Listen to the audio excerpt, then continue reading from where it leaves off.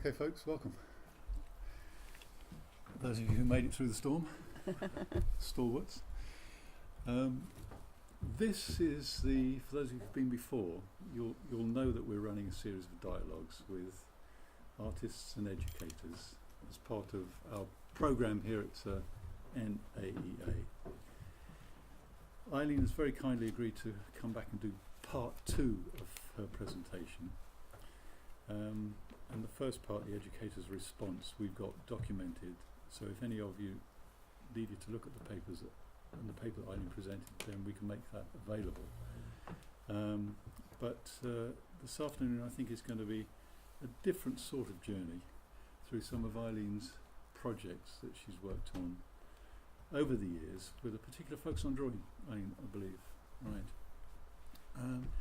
That in itself I think will be exciting and intriguing, because I know some of the projects, because I've seen some of the work before, but not all by any means.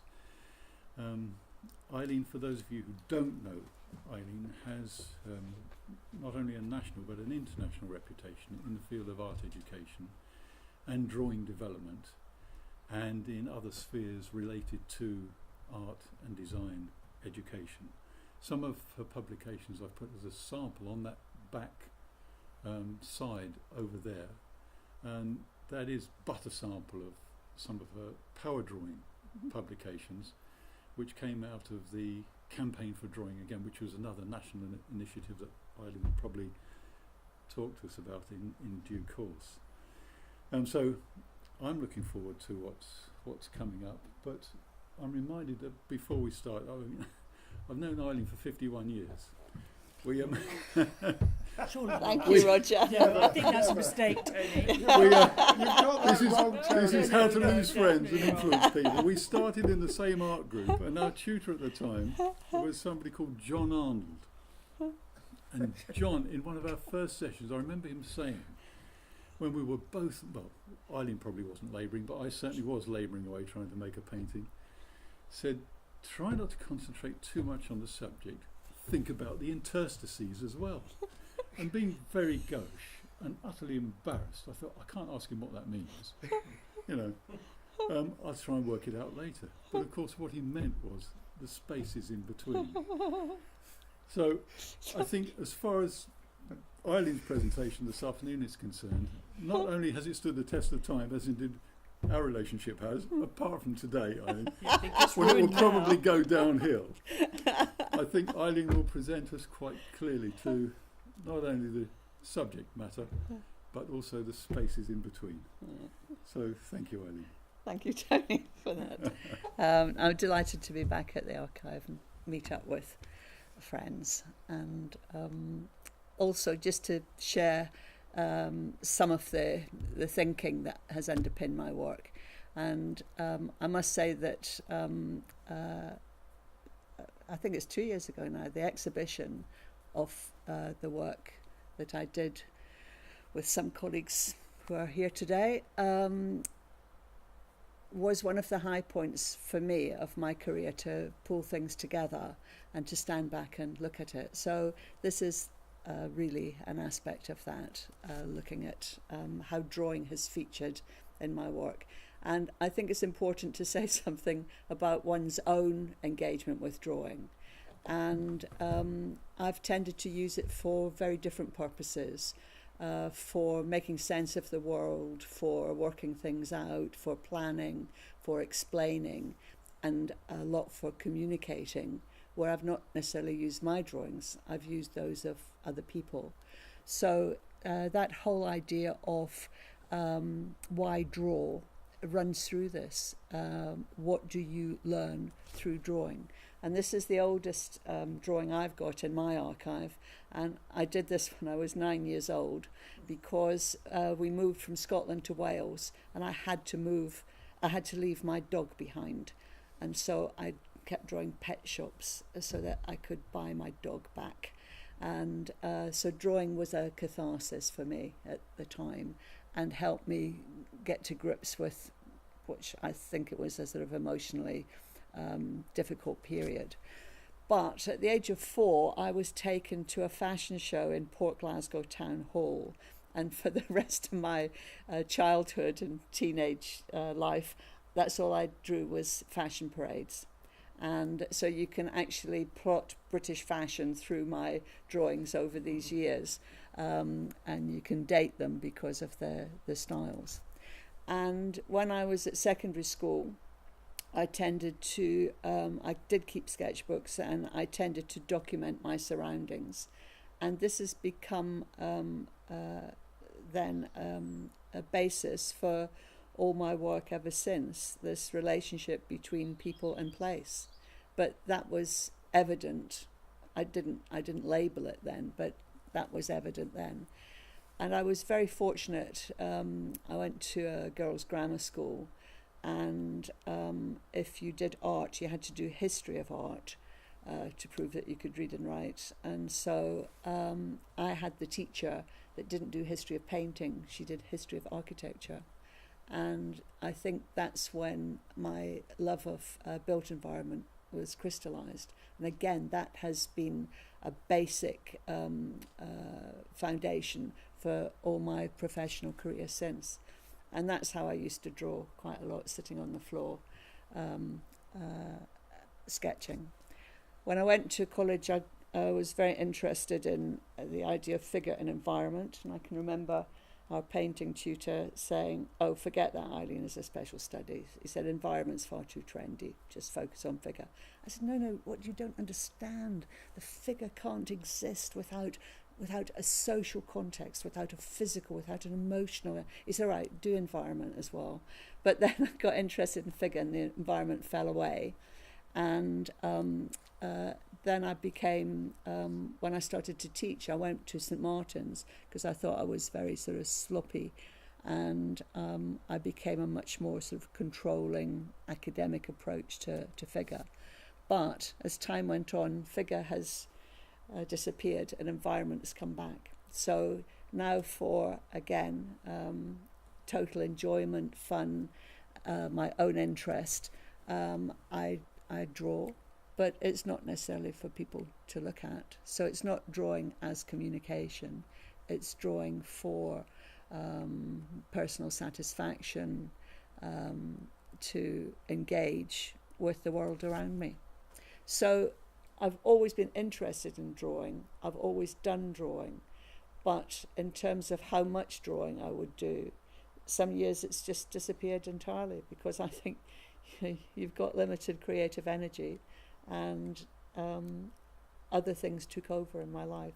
So started off teaching in London schools, and in fact this was from my final teaching practice when it was a school in Edmonton, North London. Just had to pick up bits of blotting paper off the floor and whatever you could make marks with. And what I learnt from that teaching practice was that kids are capable of such strong work and such sensitive work. And it's not in the materials or the techniques, it's in the meaning the work actually has for them. And I think that stayed with me for a long time. So when I started teaching in London schools, built environment featured a lot. Natural form, I was typical of the time. I'd bring in stuff to the studio that I thought was quite exotic, although this is a sort of fantasy on a Brussels sprout, but never mind. So it was, I was typical of the period in the early 70s. Objects, because I taught boys and girls, I had to think about the different interests. But what happened when I was teaching at Pimlico School, I was really lucky, and I had a situation where I was invited to work on a special project called Front Door for 2 years with architects from the Greater London Council. And the idea was to use the local area as a basis for investigation to understand architecture and design. And that had a seminal influence on my whole career. Because it was recording, it was observing, recording, analysing, and also we got into critique and we got into design, thinking about change. And the observational stuff would be things like, this is a 12-year-old, and I was going around the class, and at first I was very self-conscious of architects being with me in the room, and usually with a bunch of kids I was quite natural and my usual self, but with another adult observing, I suddenly became sort of more Jean Brodie-ish, you know. And so I said to this poor kid, "Oh, that's very interesting." I said, "No, that's the whole business of tiles." I said, "It's a repeat pattern, but the thing is that all the tiles are exactly the same. And so you have this repetition, regular," and I was giving all this vocabulary. She said, yeah, she said, "I know." She said, "But they were like that." I said, "No, I don't think you've listened. I think if you look again, you will see that they're all regular, exactly the same." She said, "No," she said, "I'm telling you, underneath the water in the swimming pool, they were like that." You know, refraction and all that, so distortion. So going on to the next one. There was a lot of work from direct observation in the local environment, and there was no hassle about getting out. That was our outdoor classroom, and I had a very supportive head. The area had been developed from the 1860s, and so it was like a little mini town. There was something happened major every 10 years. So you could, if you wanted, you could do the history of architecture, but we didn't really work like that. We looked at the interrelationship between people, spaces, and structures. And this was to become reworked in a national project.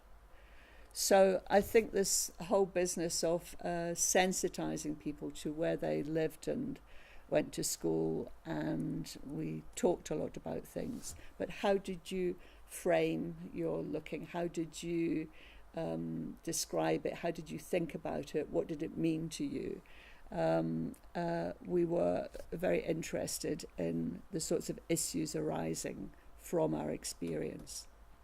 And then what happened after this 2-year project, really the work went national, and it was funded by an organisation called the Schools Council. It was an organisation for curriculum development and examinations, funded half by central government, half by local authorities. And at first we had 10 trial schools around the country and associate schools. And that's where I met up with Roger, wasn't it? Yeah. Who contributed greatly to both the thinking and the content of the research material, because we were able to work very intensively with his students on field courses particularly. And one school, an FE college that was actually in Wakefield, it had a course then called a GED course, General Education Through Art and Design. And the kids did art and design Tuesday, Wednesday, Thursday, and on Mondays and Fridays they did maths and English. And suddenly they all got their GCSEs that they'd rejected when they were at school because of the focus on art and design. And one girl did a really powerful study of the travelling fairs of North Yorkshire. And what she did, she took photographs, she made drawings, she did interviews, and this whole portfolio, these drawings were so A1 drawings, was a very powerful historic document, because of course the travelling fairs were disappearing fast in the 70s. So that was an interesting thing about the value of recording and interpreting. And then this was an example of one of the study methods called serial vision. How does a space change as you move through it? And we took that from a draftsman called Gordon Cullen, well known in architectural circles, but not necessarily in general education. And so we'd vary it 3-minute drawings, 5-minute drawings, so that you're not drawing objects, you're trying to define space. And of course, for young people, that was quite a challenging thing. How do you draw space? You can't draw space because it's not there.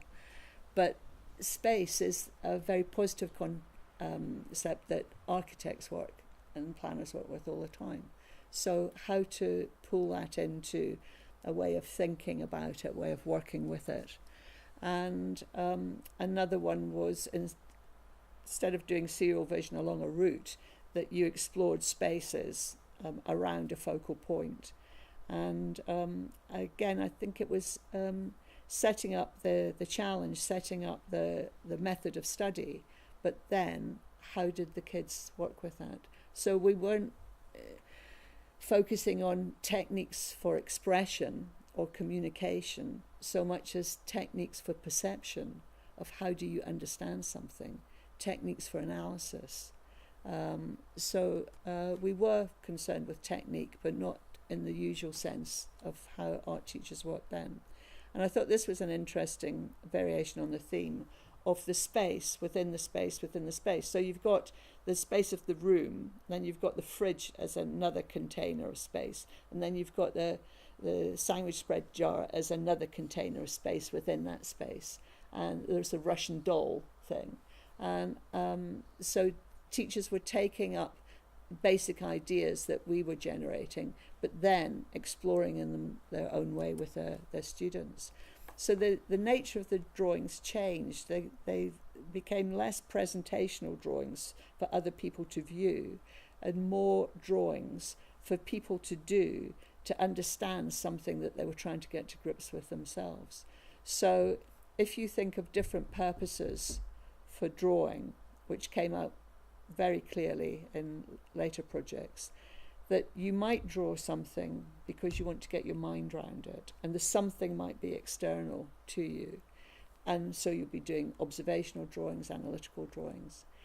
But it might be internal, it might be a wish, a thought, a memory, an aspiration that you're trying to grab hold of, and it's not for anybody else, but it's for you to capture. So calling that drawing as perception. But then you might want to communicate something to somebody else, but then you would have to use codes or conventions that the other person would understand. And that's what we're very good at doing, I think, in schools, is teaching those codes and conventions for communication. But sometimes what the kids are actually saying is nothing to do with them. It's the teacher's done the creative thinking in terms of the theme and the ideas for development and the manner of communication. And just teaching the techniques is not sufficient, because it goes back to our original painting tutor. What have I got to say and how can I say it? But if you just concentrate on how can I say it, it pushes aside what is it I'm trying to say in the first place. So these sorts of drawings were to explain things to yourself.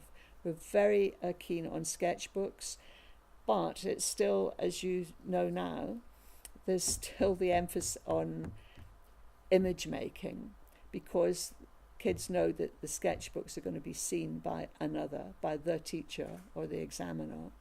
And so you're then, in your mind, drawing for somebody else to view.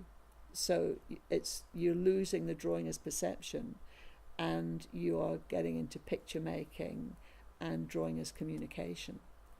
But I was very interested in these sketchbooks of when I was an examiner for the International Baccalaureate. And they don't call them sketchbooks in the IB, they call them research notebooks. And this seemed to me the best emphasis, because in research you are collecting information, you're analysing it, you're interpreting it, you're experimenting with it. You're doing all these things so that the sketchbook has this multi-purpose, multi-layered function. Or you could take drawing into 3 dimensions, and this was a drawing as a 3D drawing as a stage set. Or you could take it into fine art, and this was part of multimedia installation. But we also, then the work spread to primary schools as well. And the last project, I've jumped quite a few years, but the last program that I was involved with was the campaign for drawing. But my responsibility was for the educational dimension to that. And we involved primary, secondary, further education and higher education. So the little ones, this is 4-year-olds in a nursery school, and it was 2 kids drawing after a walk in the woods. And so they came back and they were talking about their experience, and the teacher said, well, do you remember we started from there and then we went up there, and then what happened then? And then a kid would say, well, we went over there. So they're retracing their steps, but it's quite exhausting concentrating all on that. So they all went out to play and have an orange juice and came back again. And then she'd set out all the coloured inks, and she said, and now we're going to put in the sunshine and the shade. And so where was it sunny, where was it shady? So it's all vocabulary, it's all reinforcing the learning from experience, because I've learnt through all my work that lots of people never learn from experience. And it's the need to rework that experience in order to understand it. And for me, that's one of the key values of art and education, is the ability to rework experience, whether it's physical, social, or emotional, in order to understand it. And for a lot of the little ones, they didn't decide what they were drawing until after they drew it. So the notion of scribbles, really a lot of them were very considered, and a lot of it is to do with enclosure and containment and definition of space, really. But the one on the right was the discussion with the teacher was, oh, that's very interesting. What is it? Because you're not supposed to say what it is. So the teacher said, oh, and then the little girl said, it's a lollipop. And the teacher said, oh, that's so nice. She said, I can just taste that lovely red lolly licking, and again, vocabulary, etc. And then the kid said, no, it's not. It's a rose. Anyway, fooled you. But this whole business of writing, of numbers, of map making, of picture making, all of these start with these containing scribbles, and then the marks become differentiated, and then can go into writing, can go into drawing, can go into design. And I was very interested to see how this happened in nursery schools and the interaction between the teachers and the children. This is an observational drawing of a shell by a 6-year-old. But in terms of feeling the way around the shell, I think it's such a powerful image. And how can these little kids actually manage to invest their drawings with emotional energy? The sad face, the happy face was written afterwards, but you could read those anyway without the annotations. And it's how they pick up these codes and conventions from looking at other people's work and from the teachers and their parents' responses to their own work. And the sort of cartoon is very powerful in shaping the sorts of conventions that kids use. But this was interesting. This was from an artist's work, and an Eastern European artist who'd settled in Wales. And the kids took up the sort of strength of his work and maybe lost out on other things because they didn't have his experience. This is from a 6-year-old who went to with her class to see the ballet Cinderella. So she wrote a book after this, as 6-year-olds do, pages and pages of drawings. So this is the first page and the last page. So the first page, the introduction with her name, Farah, writ large, And the last page is the ball scene where the princess is dancing with the prince, and there's all the ladies with their big ball gowns, etc. And I thought, gosh, this kid's going to be a film director. She can see it. She can see that long shot and all the dresses and all that. No. This is done from memory because they were up in the gods. So this is the actual view that they could see looking down on the stage. Yeah. And the whole business of cartoons and cartoon strip, 6-year-olds again. And instead of making up a story and then illustrating it afterwards, the teacher discussed the idea of cartoon strips and the idea of stories having a beginning, a middle, and an end.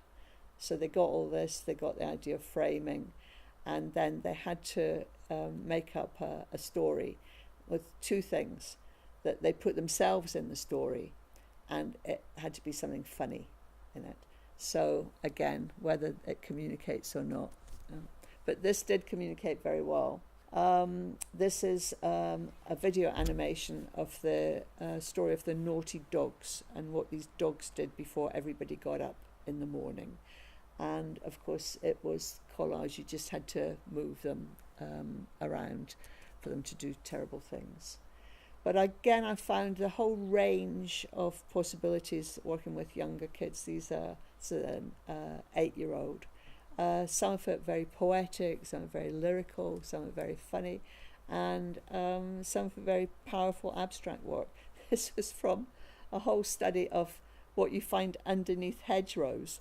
And so it was a lot of litter and messy, dirty sorts of things. And they did get down and get dirty with that lot. Or a 6-year-old, the teacher asked the class to choose from her collection of animal photographs. So this kid actually chose a puma, but he didn't know what a puma was, so he labelled it as a wolf, near enough. And then from the face, you had to draw the face, and then you had to guess what the side view and the back view and all this, because this was going to be your template for constructing a 3D animal. And this was a very popular project because you could draw the rude bits as well, and you weren't told off. Yeah. This was designs for a local carnival, but using recycled materials. And this was using the architect's drawings from the new school, but they'd spent all the landscape budget on the building, so the school grounds were a mess. So this was engaging the children in thinking, how will we use the school grounds? What activities will go on there? What experiences would we like to have in school grounds? And a 9-year-old, this is a design for a new building a new bridge across the Thames. And this is a conceptual sketch. This is his first outpouring, that it's all there, but it's a little bit muddled. And just to help you, he's done a diagram top left. So basically it's 3 levels. Bottom level is fast transit trains, the middle level is cars, and the top level is pedestrian. And the little boxes are boutiques for tourists, so that the revenue from the shops will pay for the maintenance for the bridge. Education for sustainability. It's in our schools all happening. But the work in secondary schools was interesting because there were possibilities, but there were also constraints because of examinations and expectations for that. But again, the idea of the sketchbook loomed large. Observational drawing, a lot was studio based because teachers were finding it really difficult to get out. And so a lot of the landscape work was done from field courses. And this was from a very powerful set where the kids had looked at drawings by Van Gogh. They'd gone out to draw directly in the landscape, and then they'd done a series of prints from that, investing it with much more emotional content. Or you can even draw with bleach. This was from experiments with using different materials. And although 16 to 18-year-olds are very, self-obsessed and teenage angst and all that sort of thing, I found that they were very aware of other issues too, and they actually got fed up with doing projects on identity.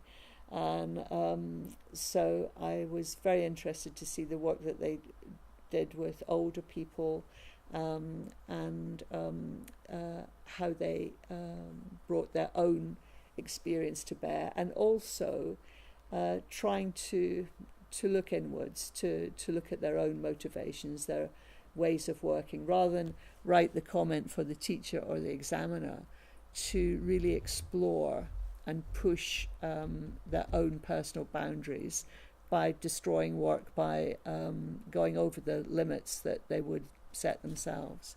But of course, it's art and design, so a lot of design work as well, conceptual sketches, analytical drawings, experimental stuff, testing out ideas before you actually presented the final thing.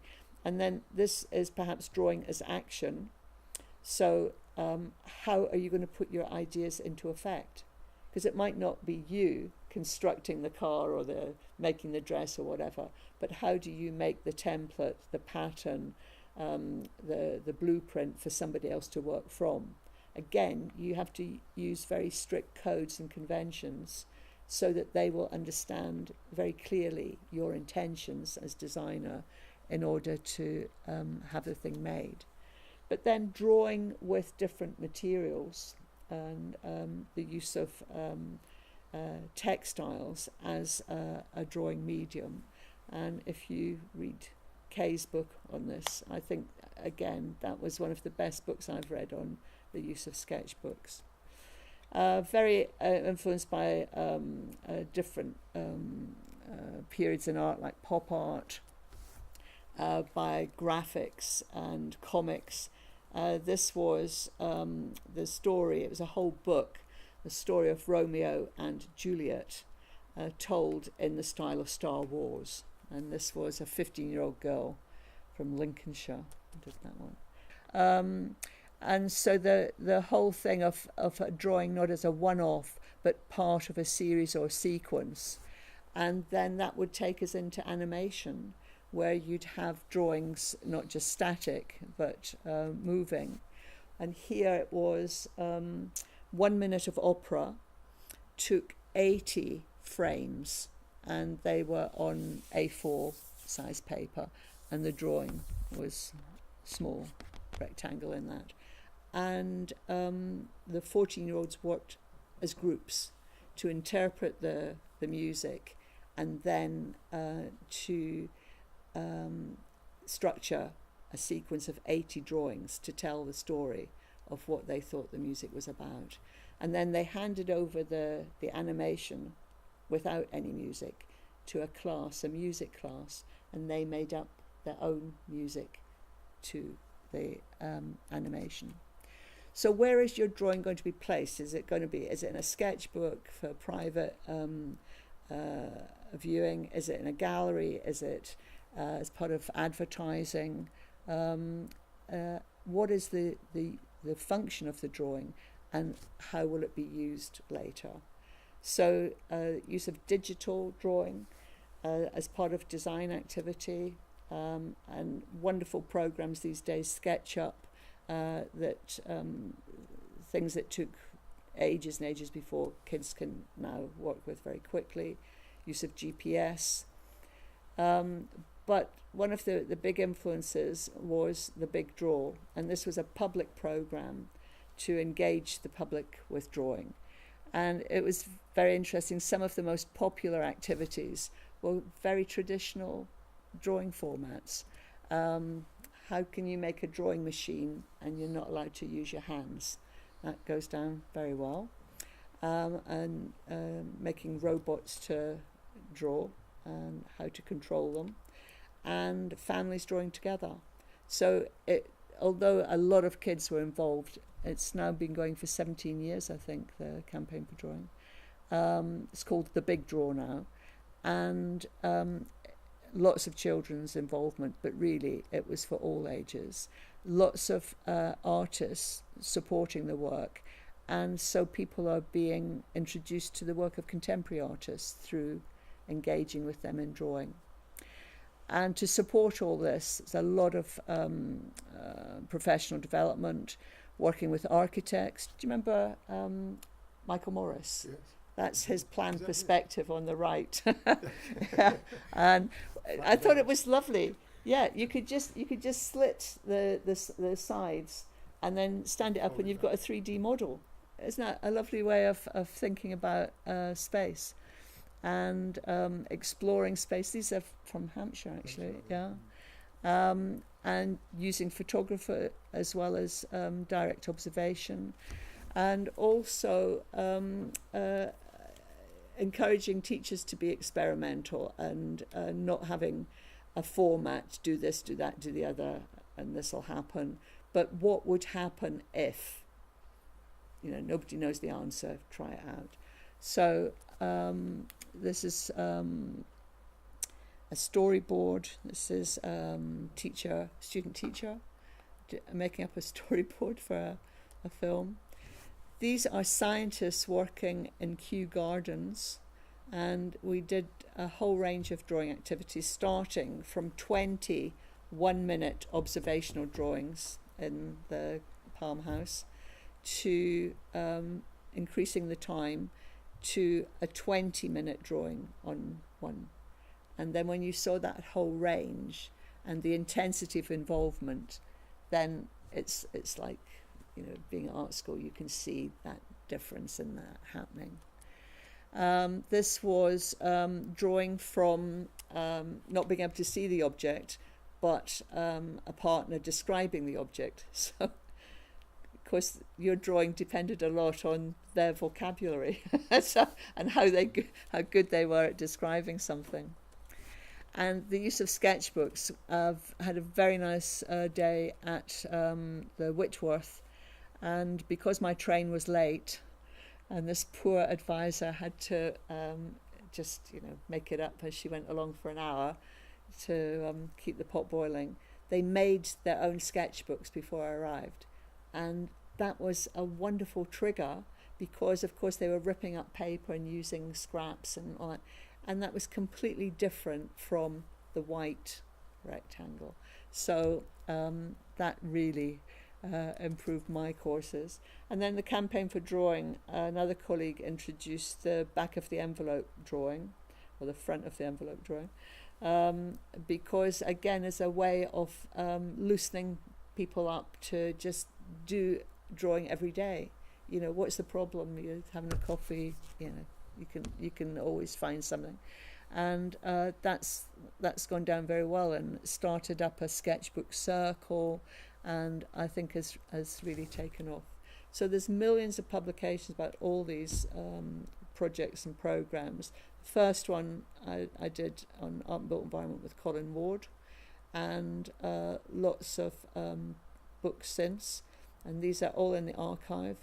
Tended to use newspapers, broadsheets, magazines, because I was very interested not just on one-off courses for teachers, but how did you support teachers to experiment and develop work in their own studios.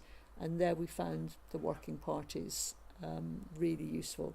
So over a period of years, you would join a working party, you'd share your work, and you'd pinch everybody else's good ideas, and were allowed to rework them. And in all the books that I've done, these for Kent Architecture Centre, I didn't generate or lead the project, but I was an evaluator. But instead of writing an evaluation about management and how did you spend the money, which I thought the money's gone, what's the point? What have we learnt from this in terms of the study methods? So that's what I've concentrated on. And all the books, I think, really are about methods of study. And I've used kids' work to exemplify that. And it might be work with adults on these heritage sites. It might be then DVDs, because it's much easier now to record people. And then the final thing was web-based resources, because you don't have to pay printing and publishing costs. And if you want to know more, I'm talking at length on drawing on the internet, so there's millions of things. The first exhibition, funnily enough, that I did was at the Pompidou Centre about art and built environment. And then the last one was here at the National Arts Education Archive. And I've seen the value of publicity, and now people these days, it's easy with the internet, with self-publicity, but I didn't really have that. But in doing the book, Eileen Adams, Agent of Change, it was at the invitation of the publishers, who said, how did you try to change attitudes, to change practices, to change curriculum?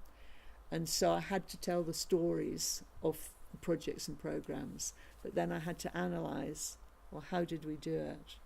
And so that's the whole point of this book, is to look at our working methods, to see how we tried to initiate and sustain positive change in the school curriculum.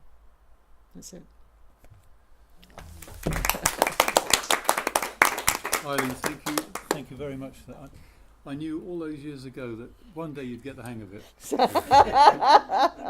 And it's good to know that I gave Eileen her first break. I think in one of those early sessions, I think she lent me a pencil and I broke it. So we move on, and Eileen, it's been absolutely delightful. Some of the stuff I've not seen before, and it's just utterly intriguing. And of course, as with all of these things, and as with a lot of your work, it's just set so many hairs running now. I don't know which route to follow. But others here may have some thoughts or idea or questions for Eileen. Any observations? Well, I'm wondering if, Roger, you want to say something about drawing, because there's a lot of drawing in your stuff. Because do you remember all these? I mean, there were millions that in 1 week. In 1 week, yes. On a field course. What I'm referring to, I used to be head of, I think it was head of creative studies, at a very big comprehensive, and it had new buildings, and as part of the build, and as part of my appointment there, I was able to negotiate with the head teacher to alter curriculum quite considerably. In that, sorry, this is just going a bit before it leads into it. In that, one of the big things that I was always concerned about when you had your, I don't know, 40 minutes, an hour, 10 minutes, an hour, 20 minutes sessions, you actually lost 20 minutes of starting and clearing up each time. So I took the step to have a discussion with her to say, look, why don't you give me afternoons and mornings instead of these little lessons? And we'll relook at everybody's timetables as to how that works, to which in fact I will get less time. But in fact we'll get more work time, because we're only getting out once and we're only clearing away. So I've managed to organise a timetable, and it was mornings and afternoons. And sometimes it actually went over 2 weeks as well. But as part of that, it became noticeable that the gaps in between were frustrating because you got so much done, and you wanted to do so much more. And the children wanted to do so much more, and so you ran the usual after-school clubs and Saturday mornings and all that type of thing. But as part of that, when I met Eileen and Ken Baines as well, and a few other people, but Eileen in particular, I thought, well, this is a tremendous vehicle for not just things like observation, but all the things that Eileen has been talking about, how you use drawing and its purpose and function and everything, you know, from analytical sort of design type drawings right through to expressive drawings. But we needed time. So I negotiated that we'd actually take the children away for a week. At the time when everybody else is closing down, the end of summer term. And of course their teacher thought it was wonderful because we'd carry on working, we'd be out of school, caretaker clean the place up and all those sort of things. So we went off for a week, and Eileen came along and we managed to get various architects from Hampshire and so on and so forth. And we did an intensive, exhaustive, it was exhaustive, but week of drawing, using the landscape, using the townscape, using the village. We took them away to Somerset from Hampshire, working with the local school, working with the community, I suppose, which was very interesting because it was a community that didn't want any more buildings, except the people who just come in because there's a new set of buildings coming. They were the most vociferous of all. Against and all these things confronted the students and the children in terms of how they'd express that through their drawing and communication, which led to a presentation on the last day of the evening, where they had to present all the ideas and discuss with them. And that was I suppose the first time we'd seen all the work out, from the exercises, from everything else to their ideas, even though we'd worked with them. There's so many of them, and they filled the room and discussed with the parents.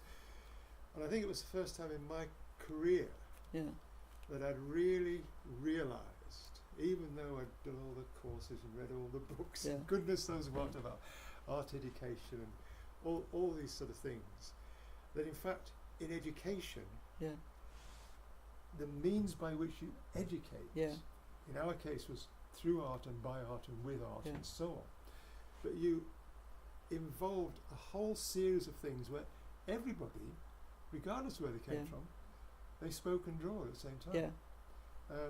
And it was a powerful thing. And interesting enough, those children who I see every so often, you see some of it was the most powerful part of their work. And this notion of communication was really strong in that they broke the taboo. You communicate by drawing. And in fact, most people do in a funny way. We struggle with the language sometimes, and quickly we say, "Oh, no, I'm sorry." And you do. All right, it might be just a little scribble, but it's interesting how in that little scribble, the person who's communicating and the person who's looking at it actually understands. Absolutely.